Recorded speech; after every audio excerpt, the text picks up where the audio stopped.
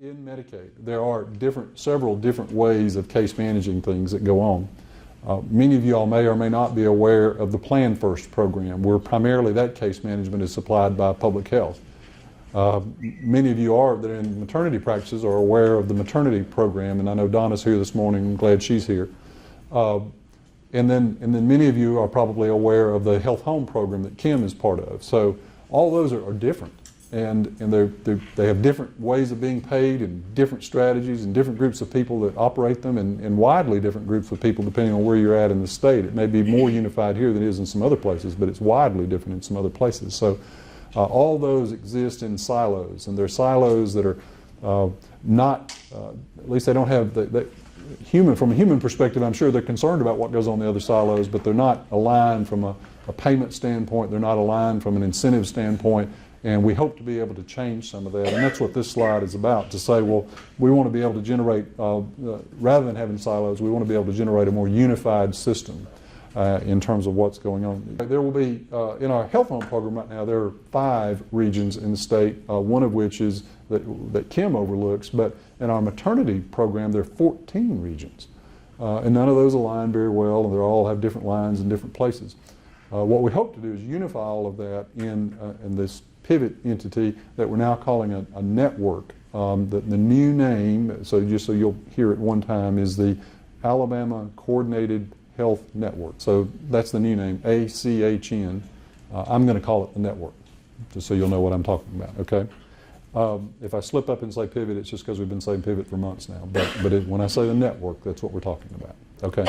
But there'll be 7 regions for that, but there won't be maternity regions anymore. There won't be health home regions. There'll just be 7 regions, of which obviously you all will be in one of those.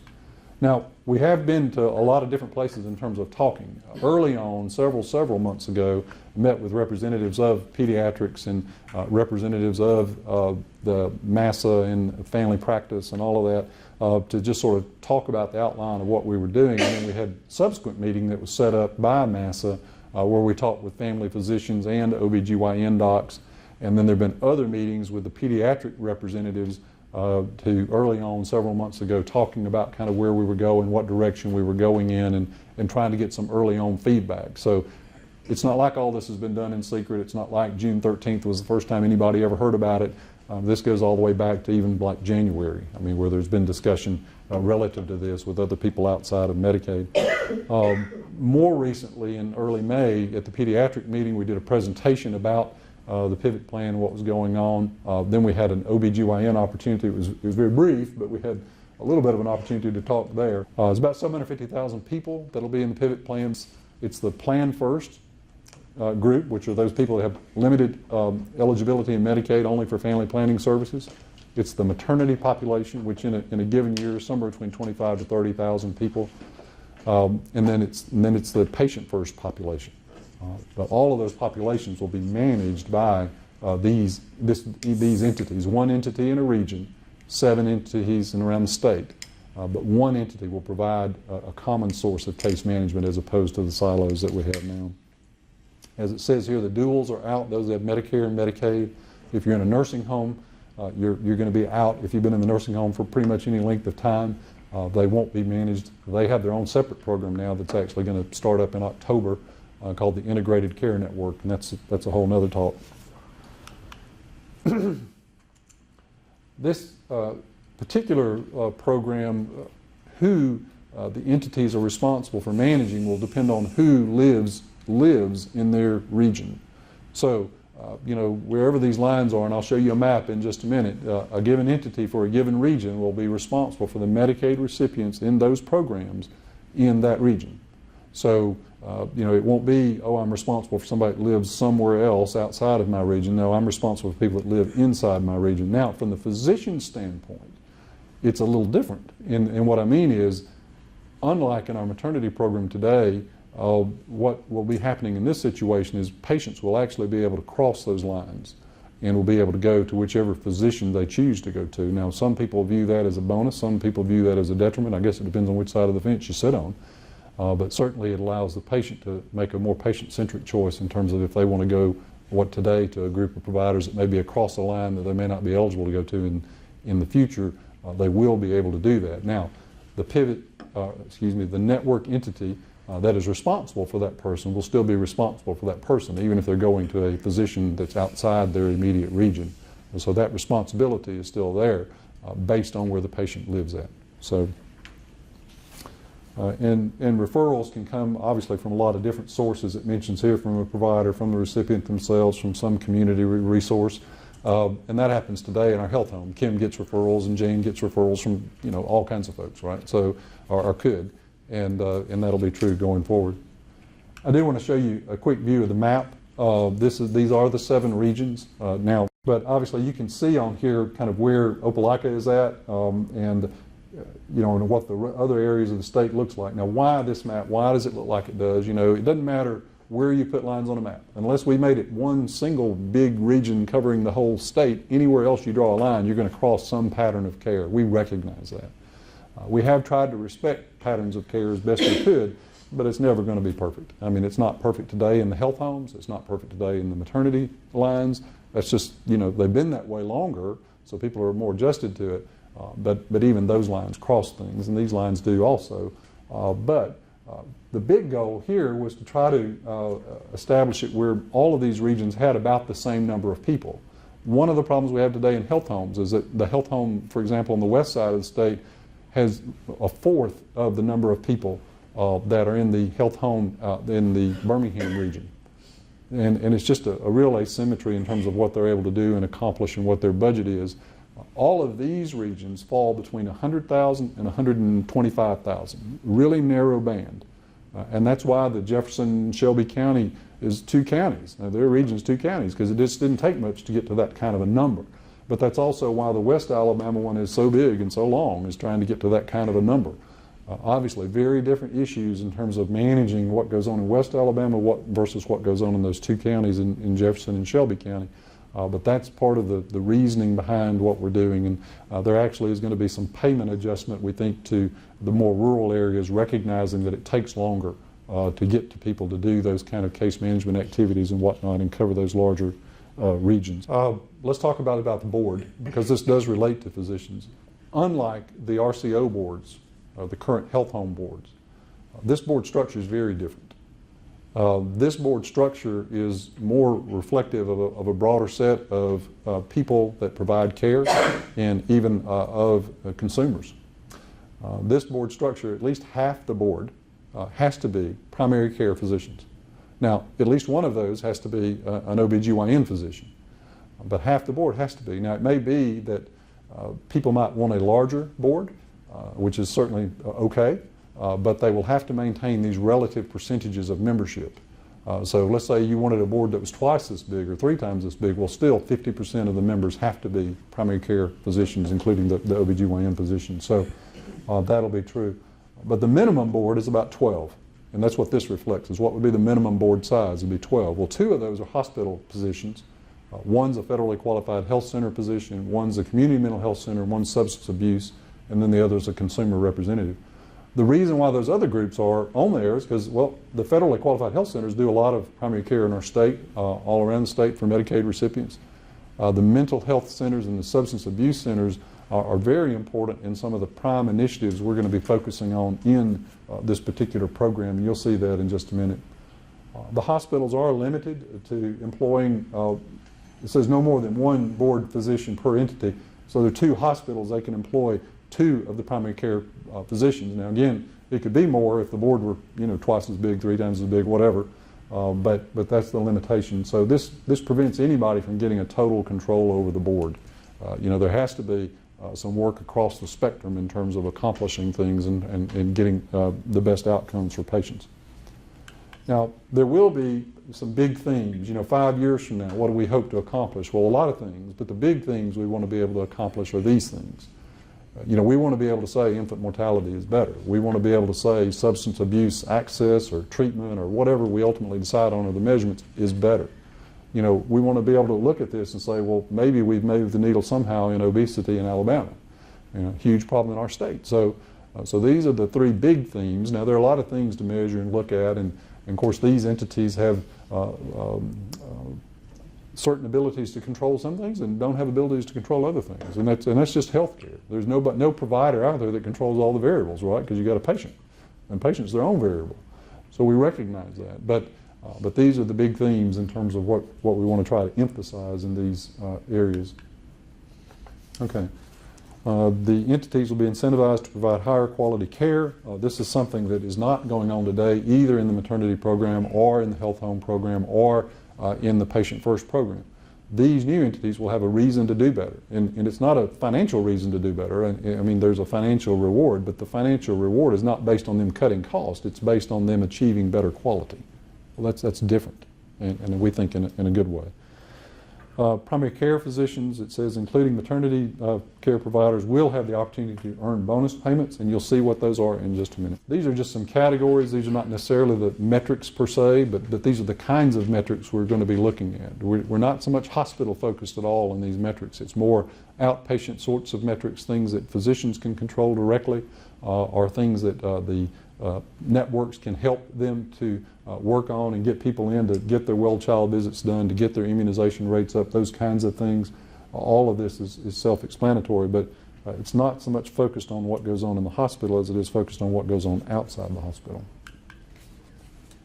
Okay, now here's what many of y'all are concerned about. Let's talk a little bit about what's going on. First of all, I think probably everybody in the room at one level or another is aware of the Patient First program and the panels and that sort of thing. Now, if you think the current system is perfect, raise your hand. Okay. That's important to understand, right? Because I was in a meeting with some prominent people at Children's Hospital just earlier this week, and they were saying, well, why are you changing it? As though what we had was perfect. And I said, well, it's not perfect as it is now. I said, please realize there are things that happen today that are not the way we wish they would be.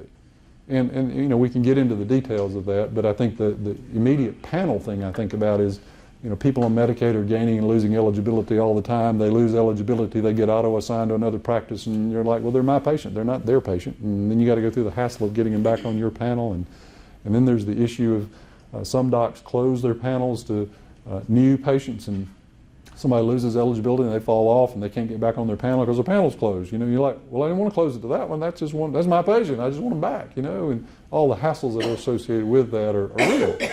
And we certainly have heard that many times in many places. The other thing that we've been concerned about is paying for membership as opposed to activity. And what I mean by that is many of you all may be able to, I know it's none of y'all, okay, but you may know of some practices out there that have a lot of people on their panel that they don't ever see, and they get a per member per month payment on it, and they're doing nothing for those people. We have the same concerns even at the health home level. You know, Kim, this is not new to Kim or Jan, right? We look at the total population. You remember my pie? You look at the percentage of people that are actually managed. It's pretty skinny, right? I mean, it just is. Now, there are reasons for that, and I'm not saying all the work they've done is bad at all. But we have concerns about, you know, motivating folks to actually engage with patients. And that's really one of the fundamental design changes in this in terms of what goes on. Now, that's not so applicable on the maternity side. There are other issues on the maternity side, but I wanted to talk about it from the patient first side in terms of what was going on there. So the patient first panel system will come to an end. And the patients will have the opportunity to go to different people. I don't think they will. I mean, that's certainly not been our experience in other areas that we've seen. I think, and when I say I don't think they will, let me back up. Today, with a panel, do you absolutely control where your patients go? No, right? I mean, again, compare it to what, right? I mean, you have to think, well, today they show up in the ER when I don't want them to show up in the ER. Today they do things that I don't really want them to do. So it's not like, again, today is a perfect system. So that's part of the calculus behind this. Now, to see certain specialty providers, patients will have to have a referral from a primary care physician. So they just can't go willy-nilly to the specialist. So there is still primary care control. There is going to be attribution of patients to primary care physicians in terms of looking at quality metrics and availability of bonuses and that sort of things. So all those things are out there and will still be a part at some level of the new program. There's a new methodology. We're going to go through the primary care new methodology in just a minute. The primary care physicians will have to have some sort of an agreement. We're working out the details now between themselves and not only Medicaid, which you have today. Today, you also, most of the primary care physicians have an agreement between themselves and the health home. Well, in the future, you'll have an agreement between the primary care physician and the network, the new pivot network. So that part of things it's going to be different, but it's not that different. I mean, you do that sort of stuff now. You still have to have a provider agreement with Medicaid. You'll have to have a provider agreement with Medicaid in the future. So that's not some wildly new, increase in workload, all that. It's not that, but it is different. And then, it will be, you will be incentivized as primary care physicians and OB providers to participate with the network. Financially, there'll be a reward for doing that, and there will be increased opportunity for your patients to be case managed, I think, in a better way because you have chosen to do that. Now, let's talk about maternity and look at it particularly right now. As it says, the current maternity care program will end. Now, do I think people like Donna will suddenly not have a job? I think their job will be different, okay? I think that's going to be true in a lot of situations. I think a lot of these network entities are going to be reaching out to maternity contractors and saying, look, you guys have the experience, you've been doing this, let's make sure we interweave you into what we're doing here and gain from your expertise. Now, it'll look different, it'll be a different organization, but I think that there's still going to be that benefit of the experience and quality of care that different contractors have provided. I think is still going to be a part of this new process. Now, will that be true in every situation? Probably not. It's business, right? People make different decisions. But given that the networks are going to be incentivized to provide higher quality care, I think they'd be foolish not to draw upon the experience and expertise that's already out there. That's just my opinion. I'm not controlling their business, but that's just my opinion. Now, today, our maternity contractors don't have to do home visits. We leave that as an option, but not many of them happen. We do think there is value to doing that, particularly in high-risk deliveries, and that will be something that we incentivize and reward going forward in the future. So where there has been a high-risk delivery for whatever reason, we are going to want those women to have a postpartum in-home visit from the network. So that is built into this, and that's why it's mentioned here on this bullet. I mentioned earlier that the patients will be able to cross lines and go to the delivering healthcare provider that they choose. And of course, why do we use this DHCP term? Well, everybody's not an OBGYN. There are some primary care physicians that do OB even today in different parts of the state. It will be fee-for-service. Now, the fundamental change is different. I guess you could argue that OB physicians today are paid fee-for-service. They just get a fee-for-service payment, a global payment from a contractor for a delivery. In the future, that payment won't come from the network. The payment will come from Medicaid. And it will be a global payment. It'll be different, though.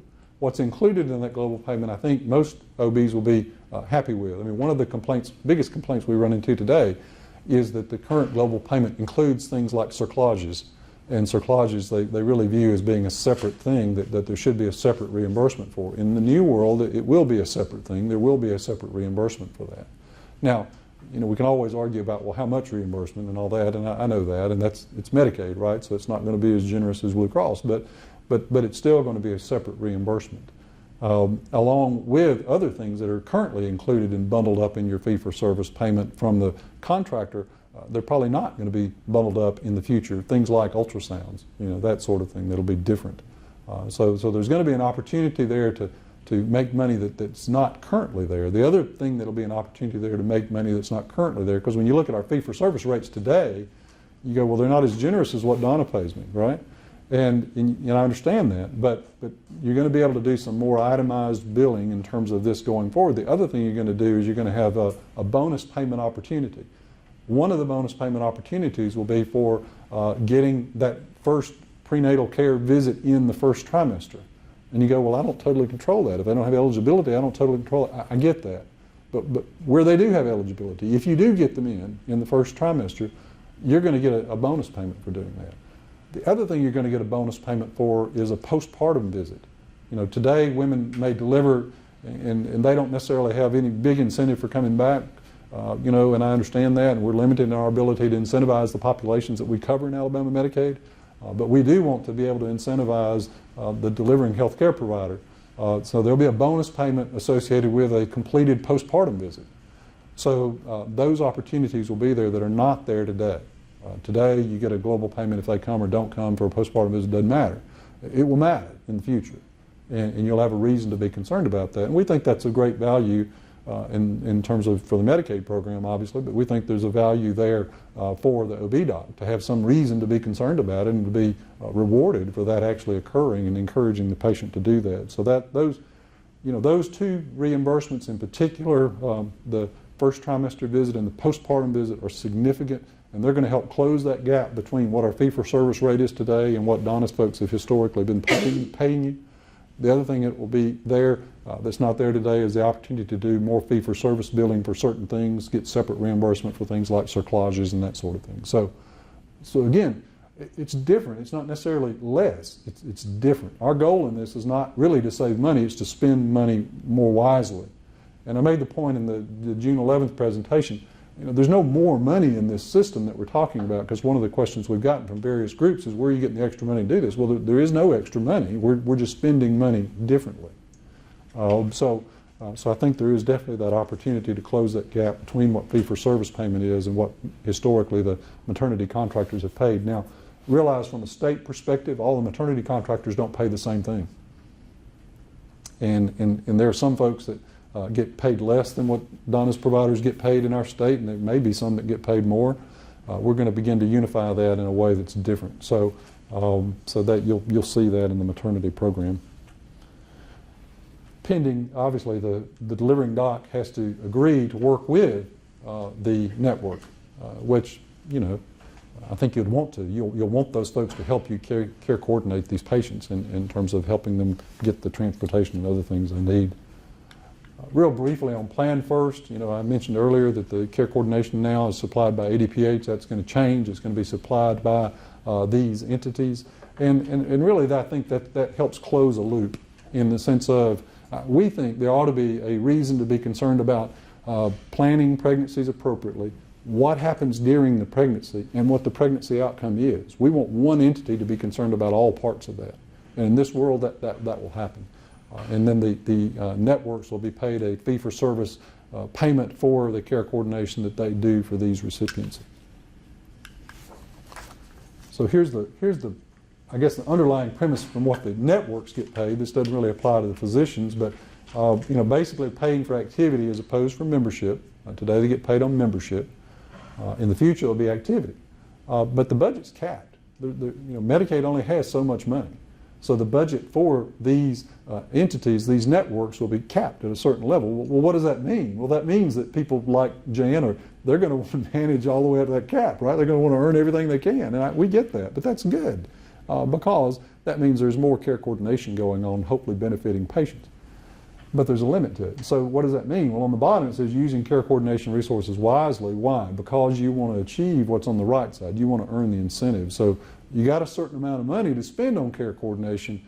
You want to use it wisely to help you earn the incentive. So the whole idea is you've aligned the incentives, and the incentives are based on quality outcomes. It's not based on cutting costs. It's based on quality outcomes. So there's not an incentive to go in and cut somebody's payment. Frankly, these organizations, these entities, these networks, they won't be paying people. I mean, they'll be paying their own employees, but they're not going to be paying physicians like the old RCO plan was and all that stuff. These entities will not be doing that. And their incentive is not to cut corners. Their incentive is to get better quality. So let's dig into a little bit more talking about primary care providers and that sort of thing. Well, this is really about, again, payment to the network in terms of what they'll get paid for. We're going to be paying them for some assessment activities. We're going to be paying them for actual care coordination, but it's going to be based on a month of activity. It's not every single incidence of work they do. It's not every 15-minute increment work they do. It's going to be looking at in a month, what did they do and what level of qualification did it meet, and then they'll get a payment associated with that. And that's sort of splitting the baby between a real fee-for-service and a real per member per month. So they're not having to worry about billing for every 5 minutes, but at the same time, there's also not just a blanket payment. It says here that the primary care physicians are contracted with a network entity meeting requirements. Okay, so what are the requirements? What am I going to have to do, right? Well, to participate with a network entity, it's going to mean entertaining, working with their care coordinators. If they've got information, they've got care plans they want you to look at, they want you to be aware of, obviously you need to look at it. You need to be part of a team. There are 2 in-person meetings per year that you'll be required to go to, and 1 meeting that'll be typically would be a webinar or might be some other sort of initiative that would be less. But the difference would be, as opposed to the health home world today, the difference will be is we're going to allow mid-level providers from a practice to be able to come, which is going to be a change. It's going to be different. There's going to be the opportunity for 1 person from a practice to be able to come and represent the practice. So I think that if you're in a practice that has 2 or 3 docs and maybe 2 or 3 mid-levels, then your actual number of commitments to go into these meetings is probably pretty low. But somebody from your practice will have to come and be able to fill you in on what happened. So we think there is still benefit in that and some new flexibility that we haven't had before. Mentioned earlier about bonus payments for primary care. Yes, based on achieving quality metrics, cost effectiveness, and patient-centered medical home recognition. And these are in addition to the fee-for-service payment. Blue Cross in our state today pays some bonuses based on buckets, and we're going to be going down the same sort of similar, not the same, similar methodology in terms of if you achieve certain things, then you'll have an opportunity to achieve a bonus that's in addition to your fee-for-service payment. Well, okay, I've been getting a per member per month. I get that check every month. I don't know that I'm going to get this check, right? I got to earn it. So that, again, what's one of the principles? One of the principles is not paying for membership, paying for activity. In this situation, we're paying for achievement of these goals. Now, when this program starts, and I'll talk about timeline in just a minute, when this program starts, we actually have already made the commitment for the first year that we're going to pay everybody all these bonuses. So your cash flow, the amount of money that's dedicated toward physicians is the same amount of money. The per member per month payments that we're making right now, there is a certain amount of money statewide associated with that. We're changing how we spend that money, but our goal is not to spend less money. Again, like I've said, our goal is to spend it differently. So for the first year, we're going to spend the same money, which means you all have that same opportunity to get the same kind of money. There's some other things that I can't really talk about right now where I think actually you'll be better off, but we'll have to get into that in another time. But these buckets for the first year, we recognize that with a new program starting, just getting the opportunity to get your hands around this population that you're going to be working with in a different way, that it's only fair to say, well, we're going to give you the benefit of the doubt and we're going to pay you these bonuses. In subsequent years, obviously it'll depend on what the performance will be. And so, you got a year to work on getting your performance numbers to where they need to be, to make sure you get some sort of reward out of it. But I think that's going to provide a transition. We've had a lot of folks ask about, well, what about transition payments going away from a per member per month and into this new thing? Well, that's a year's worth of transition payment. So keep that in mind as we go forward, and the details will come out later. So let's talk again about primary care physician payment, because I know this is a big deal, and we'll go back to maternity payment in just a minute. If you say, I'm a primary care physician and I don't want anything to do with this, I don't want to do anything with networks, I don't want to go to any of these meetings, I don't want to do any of this stuff. Okay, nobody's going to force you to do it. You can still be a Medicaid provider and you don't have to do it. But what that means is, what you get is the basic fee-for-service payment. That doesn't mean bump payment. That doesn't mean anything. It means you get the basic fee-for-service payment, which is what, 70, 80% of the Medicare rate. You go, well, I don't really want that. Well, right, most people don't want that. But if you got 2 or 3 Medicaid recipients and that's really all you want to do is get something for what you've done, you've got that opportunity to do that. But most of you all have more than that, or you wouldn't be here this morning. So you think, well, I want to get paid better than that. Okay, well, how do I do that? Well, I participate. I participate with these regional networks. I engage with people like Jan, people like Donna, to achieve better outcomes for my patients. I have care coordination resources available that I wouldn't have otherwise, and not in the same way. So if you do that, then you will get an enhanced fee-for-service payment. Significant. Now, it's on certain E&M codes. I think there are about 15 E&M codes, and they're the usual E&M codes, new patient, all the different levels, established patient, all the different levels, those kinds of things.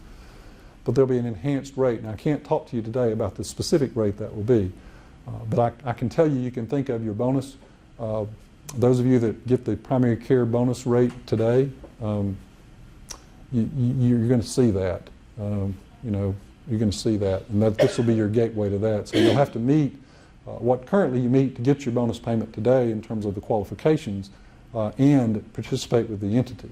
And if you do those things, then you will get this enhanced rate. So everything above that, you're only eligible for. We're going to have other buckets above that. I'm fixing to walk through with you. But you're only eligible for those other bonus buckets if you participate with the network. So network participation, we think, is of value. It's going to be a value to you in your fee-for-service rate, and it's going to be a value to you in your bonus opportunity.